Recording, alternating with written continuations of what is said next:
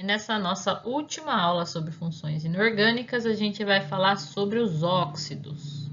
Então, antes de falar da definição de óxidos, né, vamos entender onde esses óxidos estão presentes no nosso dia a dia. Então, o primeiro deles é o monóxido de carbono. Monóxido de carbono, ele é poluente e tóxico. Esse gás ele é liberado na combustão incompleta, né, na queima incompleta de combustíveis fósseis. Então, quando eu queimo gasolina, por exemplo, ou algum derivado de petróleo, se eu tenho uma queima completa, eu libero CO2 mais água. E se eu tenho uma queima incompleta, quando falta oxigênio nessa queima, né, nessa transformação, eu posso liberar CO, monóxido de carbono ou carvão. O monóxido de carbono ele interage com a hemoglobina, assim como o oxigênio.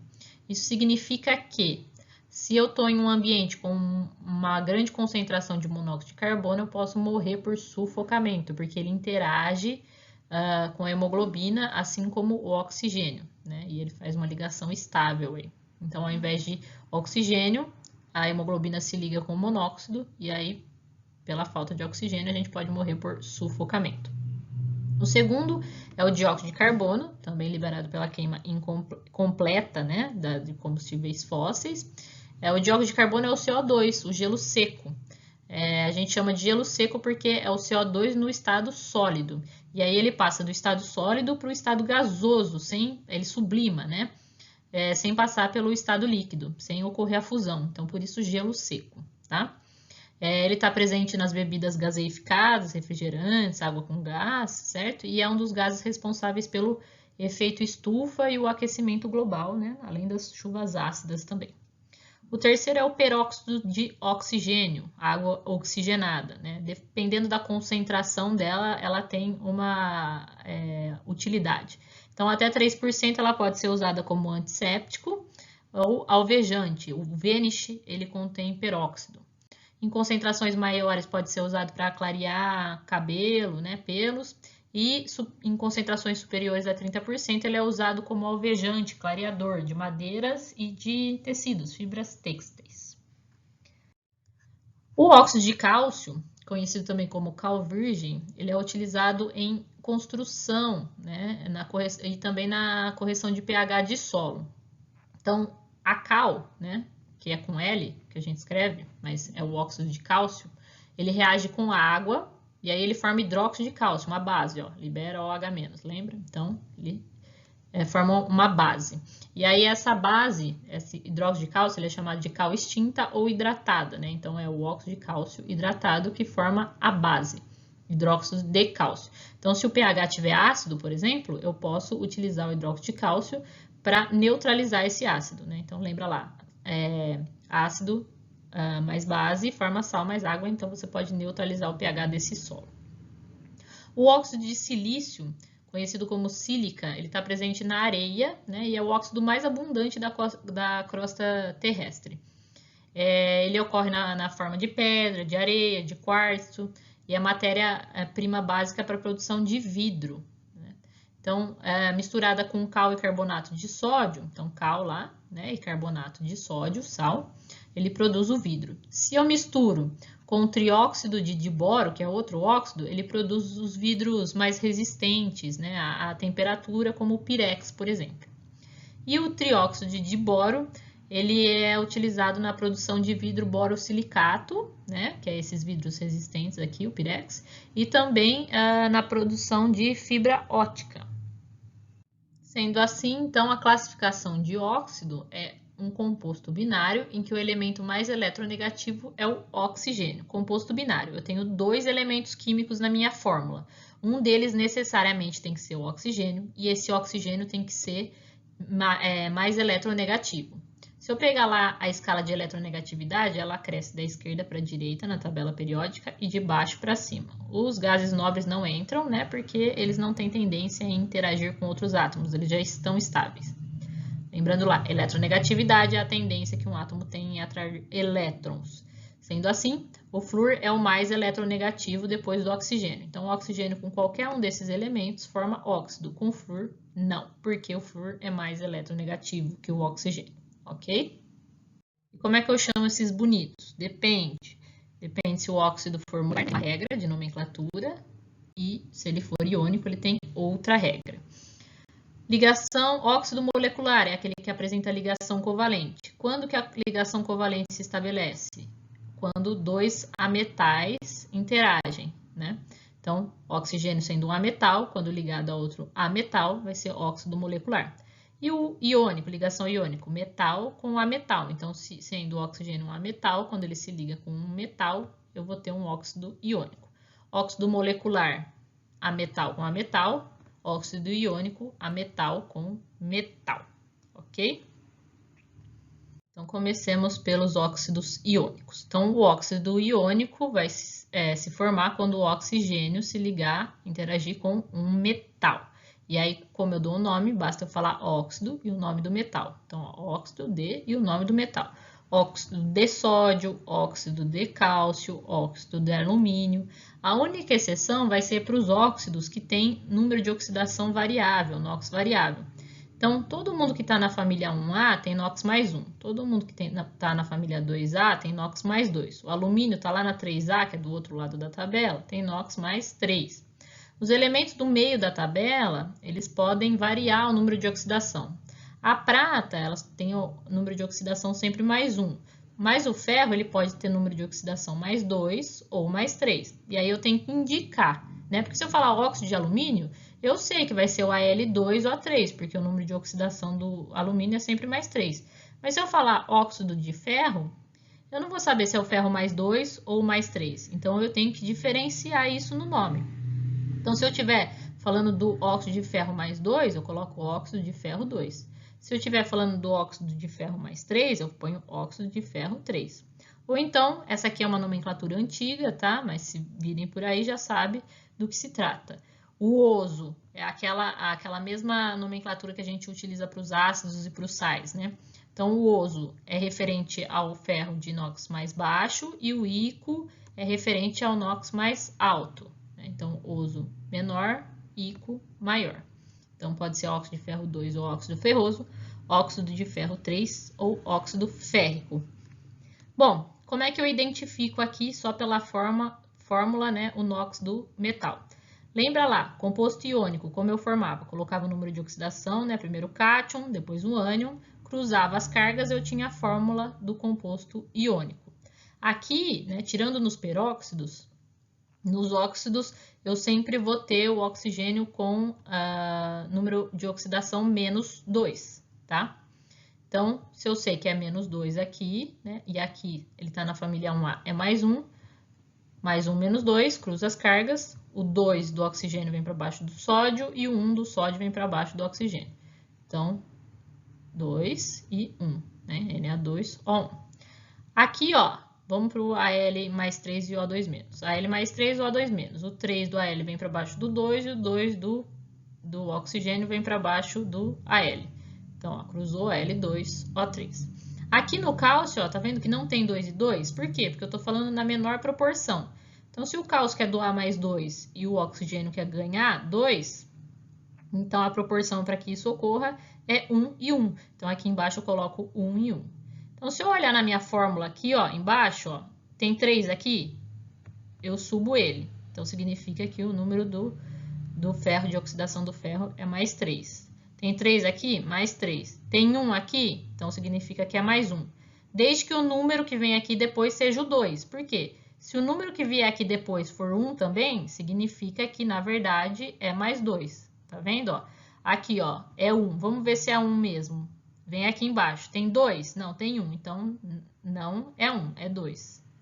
Né? Aqui, ó, sobe. Vamos ver se é 1 mesmo. Vem aqui. Tem 2? Não, tem 1. Então, significa que, na verdade, aqui o NOx é mais 2. Aqui, tem 1, sobe, é mais 1. É mais 1 mesmo? Vê aqui, tem 2. Tem 2? Então, é mais 1 mesmo. Certo? E dos óxidos moleculares, eu vou ter um prefixo antes do óxido e um prefixo antes do nome do cátion. O que significa? O que vai indicar esse prefixo? A quantidade de elementos. Então, se eu tiver a metal ligado com a metal, eu vou ter que identificar a quantidade de elementos de cada um. Então, por exemplo, aqui, ó, monóxido de nitrogênio. Por quê? Só tem um oxigênio aqui. Então, mono, 1, de nitrogênio. Aqui, ó, monóxido de dinitrogênio. Então, monóxido 1 de dinitrogênio, 2 nitrogênios. É sempre de trás para frente, tá? Ó, monóxido, mono 1 de dinitrogênio, 2 nitrogênios. Aqui tem quantos oxigênios? 2. Então, dióxido de nitrogênio, só tem um nitrogênio. E aqui, ó, óxido tem quantos? 3. Então, trióxido de dinitrogênio, porque tem 2. E aqui, 5 oxigênios. Então, pentóxido de quantos nitrogênios? 2. Então, dinitrogênio. Mono, di, tri, tetra, quando é 4, penta, quando é 5. Tá? Hexa, 6 e assim por diante. Igual a gente conta os títulos mundiais lá. Então, ó, monóxido de nitrogênio, monóxido de dinitrogênio, porque tem 2, dióxido de nitrogênio, trióxido de dinitrogênio, pentóxido de dinitrogênio. Então, os óxidos eles podem ser classificados de acordo com o seu comportamento em água. Os óxidos ácidos, ou anidridos ácidos, eles geram um ácido em água. Ou então, quando reagem com uma base, eles geram sal mais água. Então, lembram lá da reação de neutralização, né? Ácido mais base gerando sal mais água. Então, se eu tenho um óxido ácido, quando ele reage com uma base, ele forma sal e água. Geralmente, esses óxidos ácidos são os óxidos covalentes, né? Então, tem que ser oxigênio ligado a metal, né? Ou então, quando o oxigênio está ligado a metal, os iônicos, né? Mas esse metal tem que ter número de oxidação alto. Então, por exemplo, aqui, o SO2, dióxido de enxofre, quando em água, ele forma o ácido sulfuroso. Lembrando, H2SO4 é o ácido sulfúrico. Se eu tenho um oxigênio a menos aqui, então o ícaro vira oso sulfuroso. O SO3 com hidróxido de sódio com base, ele vai formar sal mais água. Né? Óxido ácido com base, sal mais água. E aqui eu tenho um óxido iônico, tá? Em água, ele vai formar ácido. Aqui são moleculares, esse é iônico. Por que que esse forma ácido? Porque o NOx dele é muito alto. Como é que eu sei disso só olhando na fórmula? Lembra lá que o oxigênio tem número de oxidação menos 2? Então, eu não tenho 3 oxigênios aqui, então 3 vezes menos 2. Desse lado aqui eu tenho uma carga menos 6. Para compensar, eu vou ter que ter uma carga mais 6 desse lado. Quantos cromos tem aqui? Um só. Então, é a carga toda dele, né? Mais 6. Então, esse cromo aqui tem número de oxidação mais 6. Como ele é um metal com NOx alto, então ele vai ser um óxido ácido. Por que anidrido ácido? Anidrido é sem água, então ácido desidratado. Se eu tirar água do ácido, eu posso formar um óxido ácido. Então, tá vendo aqui, ó, óxido mais água formando ácido? O inverso dessa reação também é verdadeiro. Então, se eu tirar a água desse ácido, eu vou formar o SO2, ok? Então, por isso, anidrido ácido. Certo, se o óxido ácido gera um ácido na água, então o óxido básico vai gerar base em água, né? E aí, se ele reage com um ácido, que é o seu complementar, ele vai neutralizar formando sal e água. Então, óxido ácido com base, sal e água. Óxido básico com ácido, sal e água. Geralmente são iônicos e eles são formados com metais de número de oxidação mais 1 ou mais 2. Então, família 1A e 2A formam óxidos básicos. Então, sódio, potássio, cálcio, magnésio, né? São óxidos iônicos, né? E básicos. Então, aqui, ó, eu tenho o Na2O, por exemplo, com água vai formar hidróxido de sódio, uma base. Então, óxido básico. E aí, se eu pego esse mesmo óxido e reajo ele com ácido, ele vai formar sal mais água, ok? Temos também os óxidos neutros. Os óxidos neutros, eles são inertes ou indiferentes, como a gente chama. Eles não reagem nem com água, nem com ácido, nem com base. Esses são os três que vocês precisam saber, ó. Monóxido de carbono, monóxido de nitrogênio e óxido de dinitrogênio. CO, NO, N2O, tá? Esses são os três principais aqui. E os óxidos anfóteros são aqueles que se comportam tanto como ácido quanto como base. Então, na presença de um ácido, eles se comportam como base, e na presença de base, se comportam como ácido. Os principais aqui tem esses, né? Mas os que mais aparecem é o óxido de zinco e o óxido de alumínio. Tá? Então, o óxido de zinco aqui, por exemplo, com ácido sulfúrico, ele forma sulfato de zinco, sal mais água. E com base, ele também reage, né? O hidróxido de sódio aqui, forma sal mais água.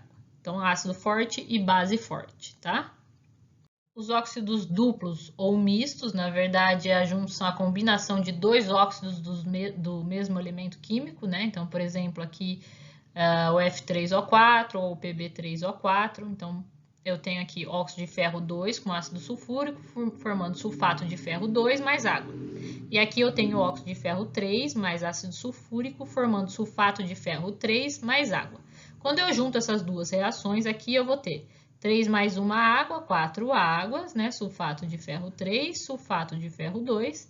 Desse lado aqui eu tenho 3 mais 1, 4 ácidos sulfúricos. E aí, quando eu somo esses dois óxidos, né? Ó, 2 mais 1, F3, 3 mais 1, O4, certo? Então, o F3O4 é a soma desses dois óxidos. E por último, os peróxidos, que são compostos que apresentam em sua estrutura o grupo O2, 2-. Isso significa que o oxigênio aqui vai ter número de oxidação menos 1 e não menos 2, tá? Ó, eu tenho aqui menos 2 a carga e 2 oxigênios. Menos 2 dividido por 2, menos 1. Isso significa que cada oxigênio tem número de oxidação menos 1. Quando eles reagem com água, eles formam ácidos, né? Ou com ácidos, desculpa, eles produzem água oxigenada, peróxidos. Então, quem forma peróxido? O hidrogênio, o grupo dos alcalinos, que é a família 1A, ou o grupo dos alcalinos terrosos, que é a família 2A. Então, vou usar aqui a tabelinha periódica para resumir a nossa aula. Então, aqui tem os metais, né, que formam óxidos iônicos com oxigênio, e aqui os ametais, que formam óxidos covalentes. Família 1A, número de oxidação mais 1, família 2A, número de oxidação mais 2, o alumínio tem número de oxidação mais 3 fixo. Alguns metais aqui do meio da tabela também tem número de oxidação fixo, como a prata, por exemplo, né, que é sempre mais 1. E outros que variam, por exemplo, o ferro, escuta o trem, para finalizar, o ferro mais 2 ou mais 3, né, ou o cobre mais 1 e mais 2, tá? Então, óxidos básicos, família 1A, 2A. Além disso, alcalinos e alcalinos terrosos podem formar peróxidos, né? Então, família 1A, 2A pode formar peróxidos. Óxidos básicos aqui, óxidos ácidos aqui. Ou então, quando eu tenho um metal com um número de oxidação muito alto. Então, por exemplo, quando o cromo tem número de oxidação mais 6, ele forma um óxido ácido, tá? Fora isso, número de oxidação baixo, metal, óxido básico. Terminamos a nossa aula por aqui. Na próxima aula falaremos sobre reações químicas. Bons estudos para vocês e até semana que vem.